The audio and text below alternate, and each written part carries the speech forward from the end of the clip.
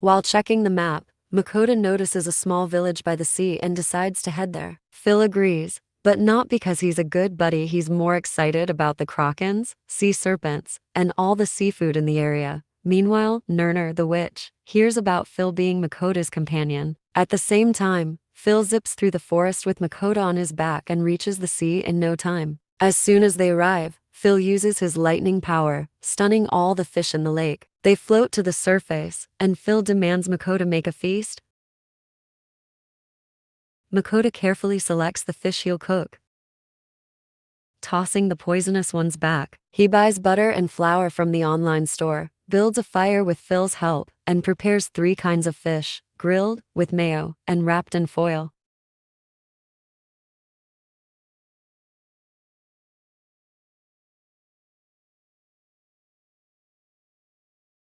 After eating until they're stuffed, they're suddenly approached by a tiny slime creature. It's been eating scraps and cleaning up their camp. The poor thing is so weak that Makoto decides to take it with them. The slime quickly bonds with Makoto as if they signed a companion contract. Makoto names it Sui and adds it to their group. Over the next few days, Makoto trains his magic, but as usual his spells are weak. Phil suggests he fight monsters for hands-on practice like he did with the goblins. Makoto flat out refuses, traumatized by that experience. Meanwhile, Sui levels up from rank 1 to rank 8, gaining impressive new abilities. Phil, of course, gets hungry again, so Makoto cooks for all 3 of them. After eating, Sui cleans up the leftovers and the entire camp. The next morning, Sui wakes Makoto and Phil shares some news. Nerner sent a message. She offers Makoto a secondary protection spell against poison, sickness, and magic in exchange for earth desserts once a week. Makoto prepares cream-filled bread, Nerner's first request, and summons her by name. The desserts vanish, and Nerner activates Makoto's protection spell. She's blown away by the taste, having never eaten anything from earth before. Makoto tries out his earth magic, but it's still weak, and he tires quickly. After a short break and a meal, Phil returns from a run, only to find Makoto ate without him. Furious, Phil demands a giant load of chocolate to make up for it. Later, Phil carries Makoto to Daima's cave, where he insists Makoto trains his magic against tougher monsters. Makoto panics and tries to flee, but Phil grabs him by the scruff and drags him back.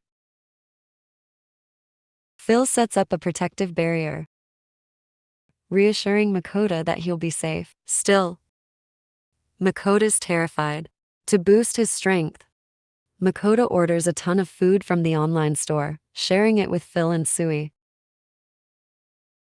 The 3 eat until their powers increase by 20%.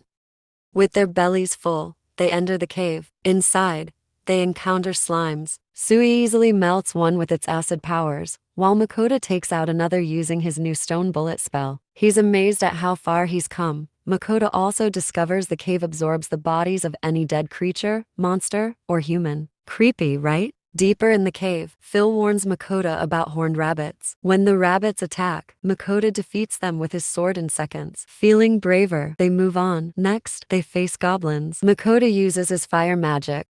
The group makes it past the goblins unscathed. Soon, they encounter kobold monsters, who are like werewolves. Makoto casts stone bullet spells, taking out several kobolds instantly. Phil is thrilled. His belief in hands-on training was totally right.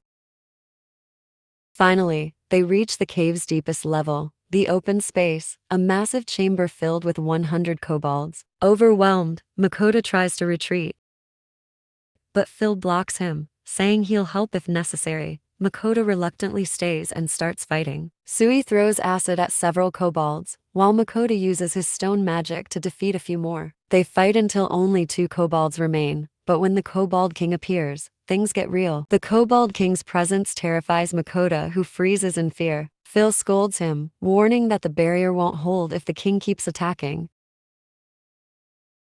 Makoto gathers all his magic power and launches a massive stone bullet at the Kobold King. It almost kills him, but the king gets back up. Just when things look grim, Sui unleashes a huge amount of acid, melting the Kobold King. The king's remains are absorbed by the cave, and Makoto collapses from exhaustion. When Makoto wakes up, he's amazed by Sui's new power. Sui has leveled up to rank 7, and Makoto's own abilities have also improved. He's even added earth magic to his skill set, though Sui's stats are still better than his.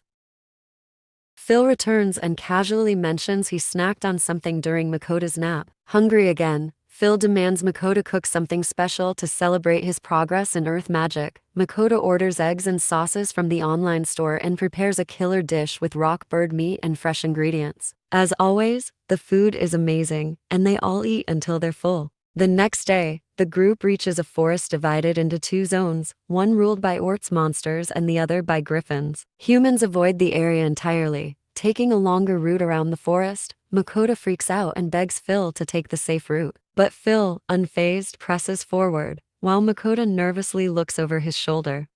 Suddenly, 3 orcs monsters surround them. These terrifying creatures have 2 heads, one like a wolf and the other like a snake. Phil tells Makoto to hide with Sui while he handles the situation. Makoto sprints to safety and watches as Phil, with a single swipe of his rending claw, splits one orc's monster in half, the other to flee in terror. Makoto is stunned and asks Phil about the move. Phil explains that rending claw can slice through any monster with ease. Still shaken, Makoto prepares a meal while nervously watching for more orcs monsters. Phil reassures him that none will dare return after what happened. Makoto realizes they've already spent 3 weeks in the forest and still have another 3 to go. To conserve supplies, he starts using smaller portions of their remaining meat, including some giant black snake meat. Makoto adapts a chicken recipe for the snake meat, adding sauces and spices to make it flavorful. As usual, the dish is a hit. Phil and Sui love it so much they make Makoto cook extra, leaving him only a tiny piece for himself, and ends the day wondering what challenges the forest will throw at them next. But that's where this video ends. I hope you enjoyed the video. Remember to like and subscribe to the channel. Thanks for watching, and I'll see you next video.